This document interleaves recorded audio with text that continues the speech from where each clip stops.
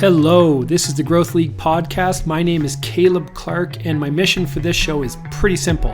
It's to learn from marketers on how they're playing the great game of marketing leadership, their ideas, experiences, perspective, wins and losses, and the playbook that they've established over time. Listen, there's more than one way to lead a marketing team and a marketing function. So if you're a VP, a CMO, director, or someone aspiring to fill one of these marketing leadership roles in the future, tune in to learn from some of the best in the business. I don't know if it's kind of where I'm at in my career or what drives it, but I've gotten to the point where to me, those calls that you have with some of the junior, just starting out folks, people that are like, mentees, it just really fills my cup because, they're at a stage in their career where they're learning and striving and growing. And, and I'm kind of looking at it and going, wow, you actually care what I have to say? I'd be happy to talk to you about those things and provide an opinion, So I love that. I think for me, it's work, it's a job, right? Like you said, we hopefully get paid all the time, but ultimately it's the people. I spend as much time with work people as I do my children and my dogs and my husband, right? So It's about the people. We are here again on the Growth League podcast. I have the privilege of chatting with Anna Bell. She is the Senior Vice President of Marketing at Central Garden and Pet, and you're focused on the pet side of that portfolio, right? That's right. I get to think about animals all day long, and I have a counterpart who thinks about gardens all day long. So do you guys ever get together and talk garden pet stuff and share notes? Of course, we share notes. We talk about who's better, right? Yeah, all the that's normal right. things marketing do. But yes, Who's we do talk about outperforming? Exactly. That's funny. Well, I'm very happy to have you here. It was great getting to know you a little bit in the lead up to this show, and I'm looking forward to our chat. I am as well. Thank you for having me.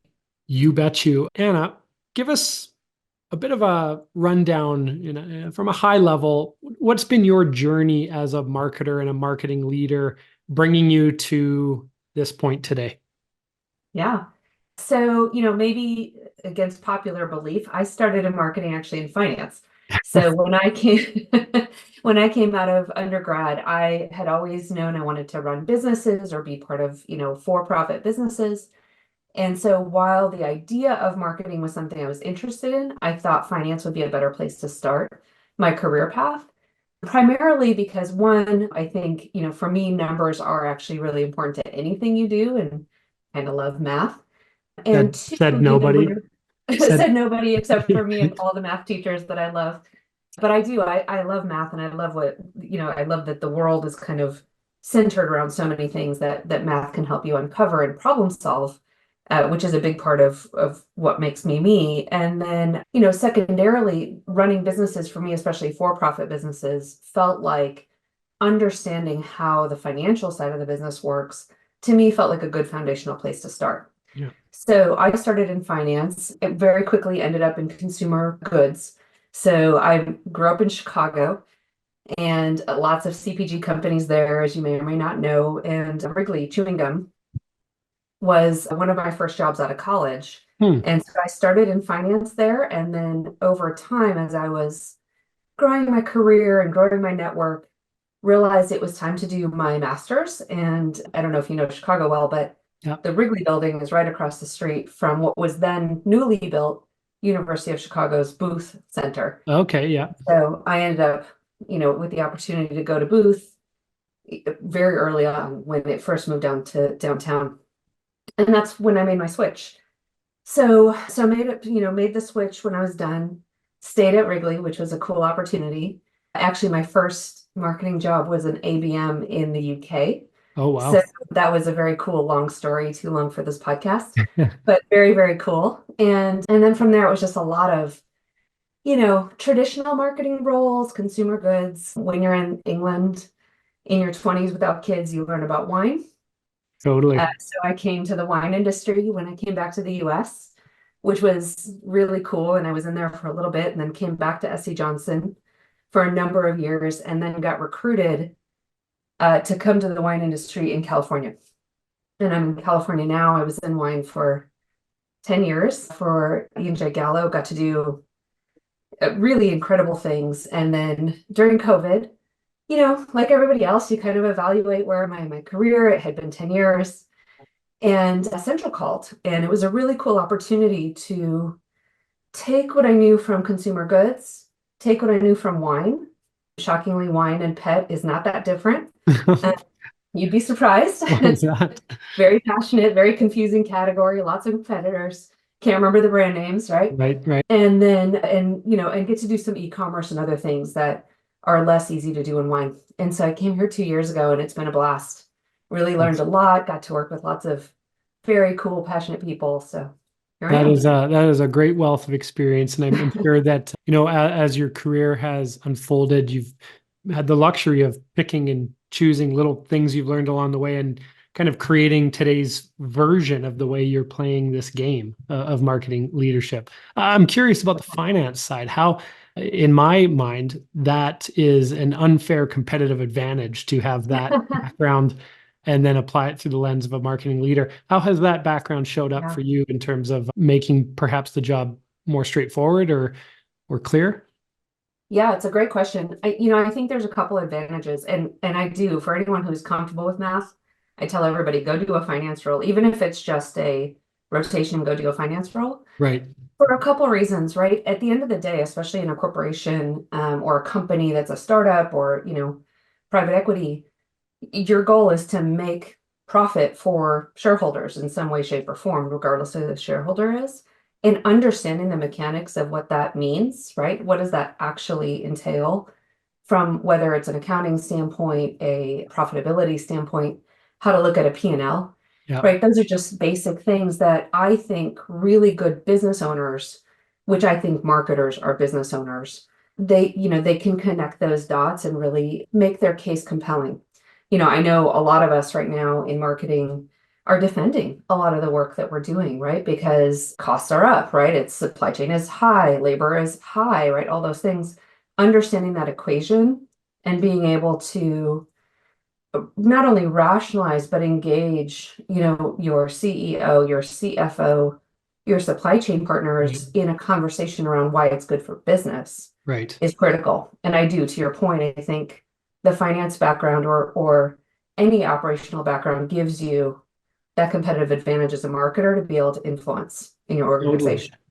Yeah, I think what I was thinking as you were sharing that is that I believe that a big reason for some frustration that marketing leaders face is because they want to get the system launched or the tactic developed or the partner acquired, but the frustration is there because they're not looking at it through the lens of the shareholder, of the bottom line of the That's and right. the defense of that activation is missing a critical piece, right? Would you say that that's I think accurate? that's right. Yeah, I think that's right. I think there are great marketers who can be really creative and come up with really interesting ways or ideas or innovation, right? Depends what part of marketing you're sitting on. But if you can't show that there's business value in doing those things more so than not doing those things, it's interesting, but it's not going to get support. And that's really the balance of, when you take your marketing hat on and say, I'm just as much a business owner as I am really Right. accountable for this function. Yeah. Oh, that's great. In the 2 years, I think it's just been just over 2 years. Yeah, 2 years today, actually. Well, happy Yeah, anniversary. thank you. In the 2 years that you've been at Central, is there anything comes to mind that you've learned about yourself or acquired as a brand new capability or skill set that otherwise you had no exposure to before? How have you learned a little bit more about Anna through these 2 years as a marketing leader there? Great question. Central is a really interesting organization because it is a number of business units all under an umbrella, but not quite, despite the name centralized, right? Yeah, We really are BU led, and that's part of our competitive advantage. And so for me, historically, I have worked in house of brands companies for the most right, part, SCJ, right, Gallo, those sorts of things. But they were generally much more classic, traditional CPG types of approaches, right? There was sort of a more centralized thinking about what right. marketing is and how you do it. And here, that's not the case. And rightfully, right, there's a lot of good reason why the BUs and the businesses and brands function differently. And so coming in on my role and kind of spanning across a number of these pet businesses that really have unique and special challenges has really, helped me identify some of the things that are my strengths that I brought in, such, I'm, as you can hopefully tell, fairly open, I'm kind Yeah, of yeah, yeah. transparent. We're going to talk about things as they are. And so just building those relationships has certainly been a huge part of this role, and more so than really what I've had to do in the past, and really had to hone in on Yeah, right. how do I hone that in so I can really be useful and helpful in a way that the businesses will grow, right? Going back to that finance conversation. Yeah, And I think that's been fantastic, right? The other side of it that I also think has been wonderful and a big reason why I came here is, Gallo is a very entrepreneurial spirit kind of organization, as is Central, but Central again, because of our structure, yeah, you can be even more so. You can really get your sleeves up and start doing things that, in some cases I haven't done in 15 years, and yeah. I get to go do that again. And I think as you probably talk to a lot of senior people, we miss doing the marketing, right? Like you Totally. get to talk about it, you don't really get to do it anymore. And so the opportunity to go back in a world that we all know has changed tremendously over the last 10, 15 years Yeah. has been fabulous. And just that's been a really cool opportunity. That's so exciting. Hey, we can play the game for ever X number of years or months, and the game changes all the time. Is there anything particular that stuck out from Central? Perhaps its leadership, or its vision, or the way they were like. What compelled you to hang your hat there? I mean, you have lots of different options Yeah. available to you. What was the calling? Can you remember? Yeah.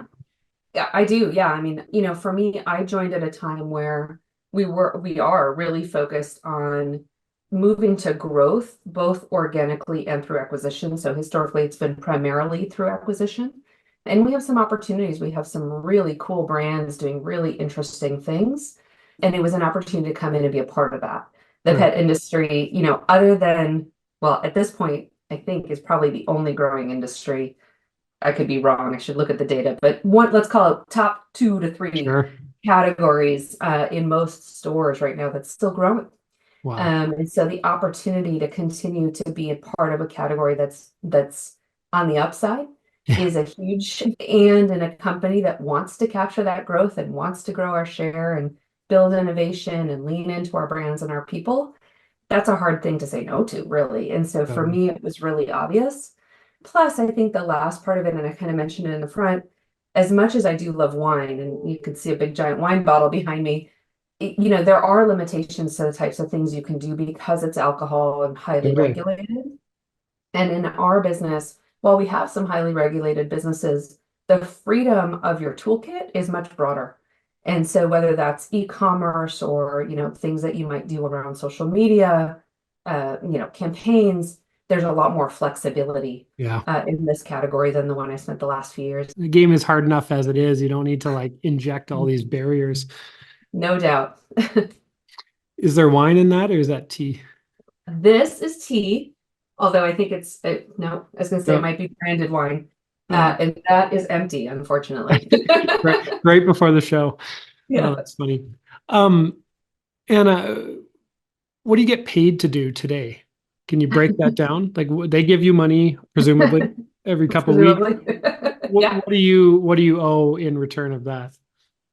Yeah, great question. I think they pay me to think about where and how we can make opportunities work for this organization in terms of demand, right? I always think of marketing as we're demand generating, right? There is sales who puts us in the right place, makes us available, but it's not their job to create pull, it's our job to create pull. Yeah, And that I think is a huge part of what they brought me in to do, is to really think about with who, right? Who are the yeah, right consumers? How do we identify that?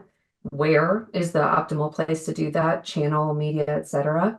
And what's the compelling reason to buy, right? I mean, ultimately, that's what we're here to do, is sell yeah, stuff. And so my job is really, I think, thinking about that.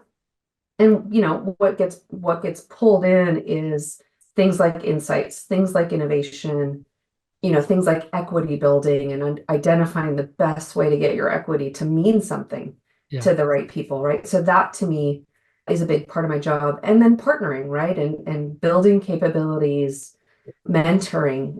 There we Yeah. have a really broad type of personnel here, employees all over the place, all different backgrounds, all different job descriptions. We're very unique in that way. And so that's a big part of it for me is really getting to know those folks, helping build that capability, partnering with leaders to identify capabilities. Yeah. So that's a big part of the role as well. That's all. And that excites you.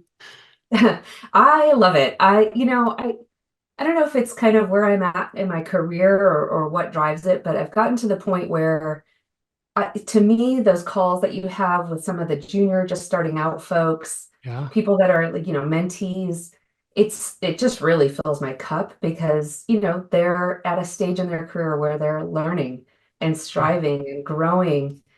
And, and I'm kind of looking at it and going, wow, you actually care what I have to say. I'd be happy to talk to you about those things and provide an opinion.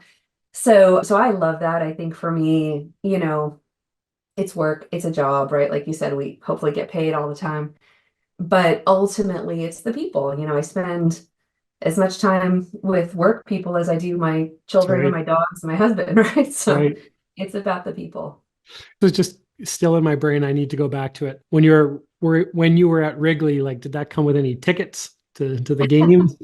Oh, such a good question. What a long story. No, and only What? because back then, so let's think about when this was. So this was the 90s. Which just aged me, sorry. But the Wrigley family, and I believe it was the Tribune, which was the newspaper at the Yeah. time in Chicago. I think there was some sort of transaction, and the Tribune ended up with the boxes. So we Um, went to Cubs games all the time. you That had to was, pay for them. yeah, but we had to pay for them. That's funny. I bring that up. I did my undergrad at Western Michigan University and would always have a 4 game road trip up to Wrigley. Very, very special place for those of you who have not been there. Anyways, I digress. Absolutely. Tell me about your team. You mentioned mentoring, training, coaching. What does your immediate team look like from a number, kind of the role distribution? Yeah. We try to keep a very lean, what we'll call center or segment team. So it's pretty small. I have an innovation team, one person at Person? the Yeah, minute, yeah. who is handling innovation, and she has an incredible background, science background. She's a horse owner, so a lot of just personal experience. Oh, yeah. And most horse people have dogs, so there's kind of that. Right. So innovation folks, and then an insights team, which is also made up of an incredible group of folks, both from a syndicated side, primary research, category insights. Okay. So really being able to look at our insights and tool management and first party research and all that kind of stuff as one. And I share that accountability with my sales partner, which is fabulous.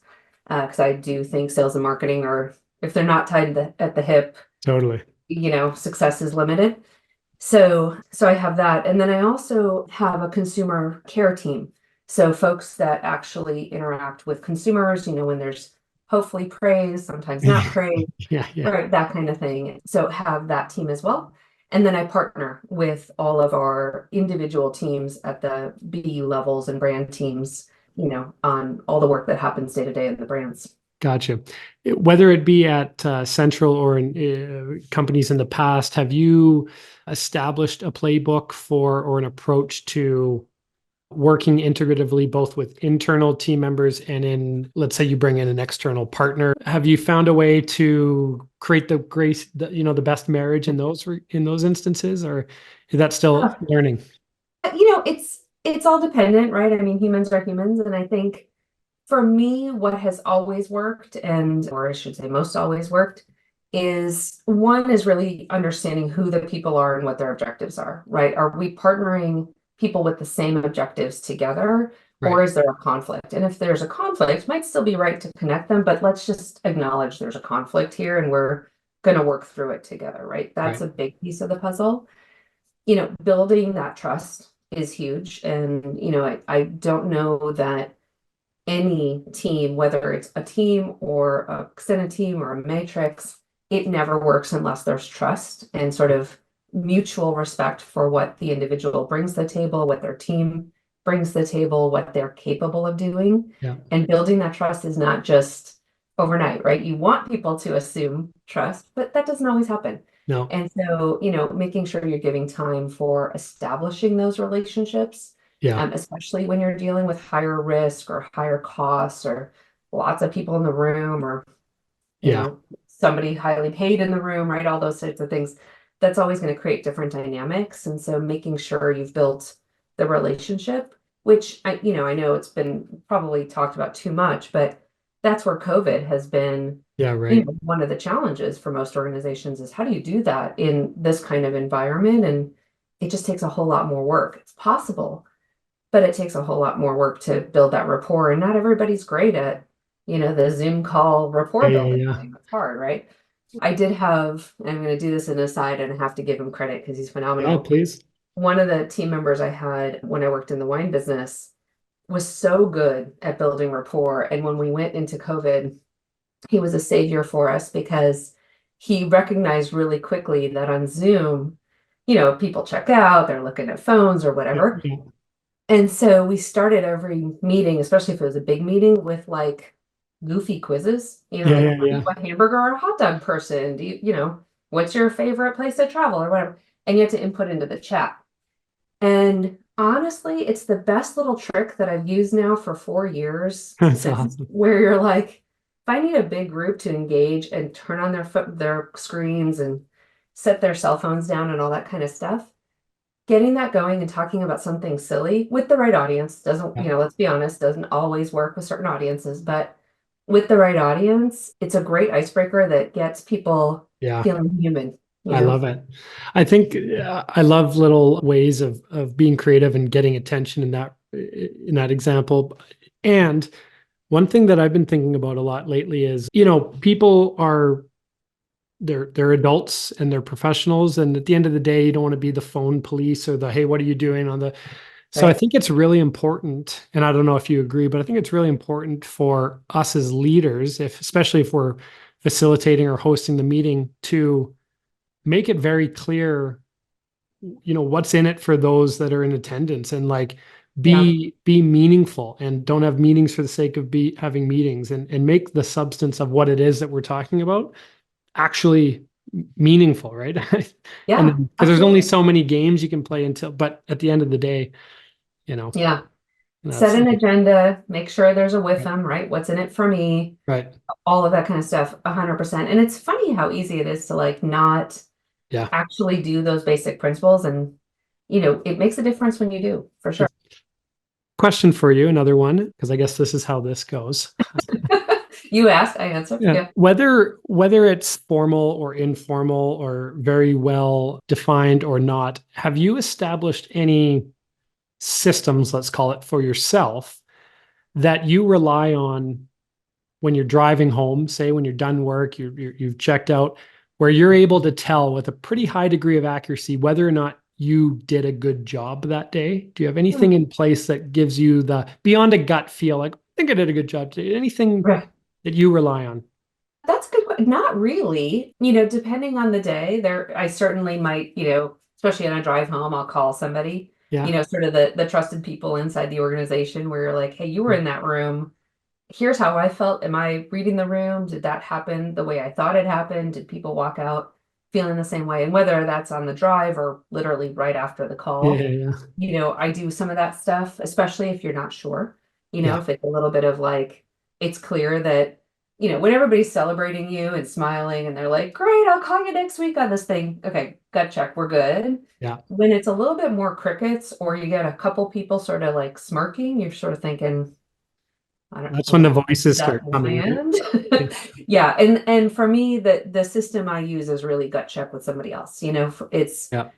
I have learned and been given lots of good feedback over the years that, the more senior you get, the less people are going to tell you anything, right? And so you have to kind of find a buddy in the system that can Right. be honest and transparent and tell you what really just happened Yeah. conversation. And I think to me that's probably my tried and true is, No, that's awesome. phone a friend. Yeah. Phone a friend. That's right. Yeah. What, besides like sort of macroeconomic variables that kind of impact us all as marketing leaders, what's your biggest marketing challenge right now? Hmm. besides the macroeconomic? I think the biggest one is understanding the consumer behavior as it's happening, reading trends, being able to see what's going on. I think what's really evolved, and I think what makes marketing such a fascinating place to be right now is, 15, 20 years ago, marketing determined what the trends were, right? We Right. sort of provided the cultural change, whether it was through fashion or through something else. And that is not the case anymore, right? TikTok influencer who has 10 people but said something funny Yeah. could actually change an entire, set of kids' purchasing Totally. behavior. Right. And that is almost invisible, unfortunately, to those of us who are a little older and may not be following that person, right? All that Sure. kind of stuff. And so I think the marketing challenge, outside the economic part of business, is really how do we find a way without being super creepy? What's cool right now? What's trending and what's going to be trending and cool, Right. dependent on who your audience is, right? And the younger that audience, so for pets, there's a lot of young people coming in and being first-time pet owners. Yeah. I have teenagers and I have some access to what they're looking at. Yeah. But when I ask them about famous people or Yeah. famous, they don't know what I'm talking about because they're not famous to them. They're only famous to me. Sure. All these other people I've never heard of Right. are famous to them. And so I think that creates a real challenge for us so that we can actually connect, right? Right. Because marketing doesn't work if you don't connect. Right. And so that's, to me, that's the thing that actually keeps me up at night is Mm. how do we stay ahead of it? How do we understand what people really want and how do we customize it again without not being creepy Yeah. or overstepping, could, but still being relevant, engaging, Totally. interesting, all entertaining, all of those things. Well, yeah, and it's a worthy thing to be maybe not concerned about or thinking, but definitely thinking about because the stakes are so high. I mean, you Yeah. look at this crazy example with Stanley. Right? It's just like they Yeah. started to hear that a small group of very influential women were embracing the product, and it represent when once mobilized against that insight, it represents a 10x growth within a year, so it's like it Yeah. is what you're saying is critical. Yeah. Yeah, it's certainly something, I listened to the podcast of the person who's running Stanley right now, who Yeah. really, I don't know if you've listened to that one. It's very, No. if you haven't, I'm trying to remember what I listened to on which podcast it was. But he had been at Crocs, and that was kind of, he brought that thinking over to Stanley. And to your point, I think what is really interesting about that is it's not some research. It wasn't, I'm going to go, in my lab for 9 months and come out with this Yeah. new Stanley Cup. I think they just changed the colors. It's But crazy. it's crazy, right? But it's based on listening and Yeah. really being at the pulse of what was going on in a way that they could then connect and use that engagement, Yeah. which is really cool, right? I mean, we didn't used to have these kinds of tools where you could just sort of drop in and all of a Yeah. sudden Right. this thing comes up. Um, so yeah, But it's as it's but as leaders, cool. we get, we're paid for the decisions that we make based on insights wherever they're coming from, right? And it Exactly. takes a decision. Yeah. Um, I'm with you in that I appreciate and value lean and mean internal teams as well from a marketing standpoint. What are some of the challenges though with that setup, and what are some of the things you need to be thinking about, or that at least you have thought about in your way of playing this Yeah. game? Yeah. It's interesting, and we experienced this in my last company as well. The more lean you are, the less time, and the more distractions that are happening, the less time you have to think, and ultimately, that's what, as a marketer, it's an art and a science, right? Yeah, And to do both, you actually need to create some headspace for that, and it gets harder and harder and harder as the demands pile up for kind of day-to-day type things that happen. Social listening, let's make sure my content is right. Are the influencers turned on? Oh my gosh, I got to go talk to product about the packaging, the labels upside down. yeah, It's just 45 different things because you're the hub of the spoke there, right? As the marketer. And yet you need to think big and strategic and insightful, which is a really different mindset. Right. And creating that space, I think, is where lean, mean teams struggle. You can't assign that as a task. That's just a Right. thing that happens whether you're, on your Peloton or, Yeah. Yeah. Yeah. doing whatever you're doing and it pops in your head. That's kind of what it ends up being when you have a lean, mean team Right. rather than, there were times with larger teams where you can go do an offsite for a couple days and really Right. create space. That is harder when you're in a Yeah. lean team. That's the balancing act, because at the same time, the stuff needs to get done, right? You want to think Exactly. stuff has It's to not get done. optional. And one more question for you, and thank you very much. I think that this is Yeah. just like very compelling, the way you've stitched together the little flavors you've had along the journey to represent how you're doing it today. But if you could kind of talk to Wrigley, and again, what are Yeah. some of the things that you might impart in terms of, you talked about mentorship, you talked about, hey, maybe watch out for this, or if you had 30 minutes with Yeah. Wrigley, With the Anna, original me. what would you say to be a high performing marketing leader today? Yeah. I think when I was first starting out, I didn't understand as much around certainly the cultural aspects of things, especially in that type of environment where you're a junior person in a CPG kind of world. There are ways things get done, right? There's lots of processes, lots of Right. templates and reports and things like that. And you have to learn those things. And of course I did. But it took me a minute to then really understand that that's just showing up, right? Like that's not actually the whole thing. And so really kind of allowing the Mm, space to push against it a little bit, which I love to do now, and maybe yeah. that might annoy a lot of people.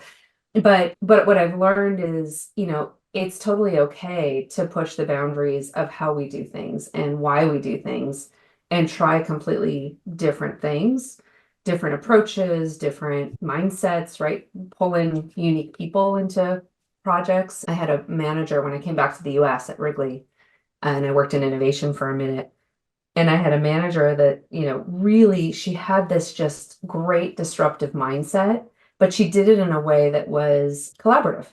And so that skill I've kind of hoped to hone over the Right. years of being able to really challenge, but not put off the Yeah. organization. That it's like, I'm not trying to take you over a cliff, Yeah. I'm just trying to expand our perspective. Because if marketing doesn't do it, who will?